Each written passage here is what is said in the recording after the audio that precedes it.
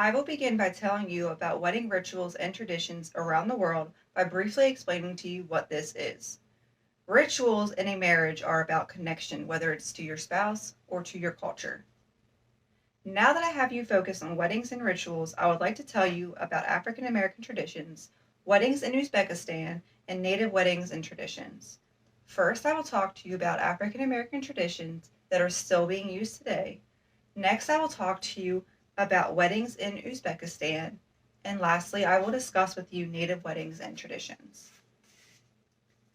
African American traditions were started in the 1800s because slaves were not legally allowed to wed. They started the jumping of the broom. The broom was placed aslant in the open doorway of a house. The head of the broom was on the doorstone, and the top handle was on the doorpost. The groom would always have to jump first, followed by the bride. They also had to make sure that somebody was there to witness them doing this ceremony. If your broom happened to be touched while you were jumping over it, you had to redo the whole ceremony. If by any chance you decided that you no longer wanted to be married to this person, all you would have to do is jump backwards over the broom within the first year of your marriage. George Leonard claimed that black couples continued to jump the broom long after their freedom came. Now that I have talked to you about jumping over the broom, I will tell you a little bit about weddings in Uzbekistan. Tommaso Trevisani stated that weddings entailed complex negotiations and exchange between the bride and the groom's parents. The initial phase of negotiation ends with the engagement party, followed by the pre-wedding festival gatherings, which are separately undertaken on both sides. On wedding day, the ceremonial staple dish, palav, is served to a large community of invited guests. Feasting extends over several days, and the various steps are accompanied by offerings of food to large crowds, dances, songs, and gift exchanges. Now that I have talked to you about the Uzbekistan wedding rituals, I will now talk to you about the native wedding rituals.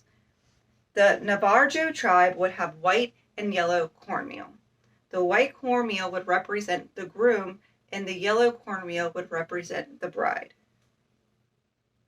They would combine these two cornmeals into one cornmeal pudding that is served during the ceremony that was represented by the bringing of the bride and the groom together in their marriage. According to Lois Pierce and others, the Hopi tribe did things a little bit differently.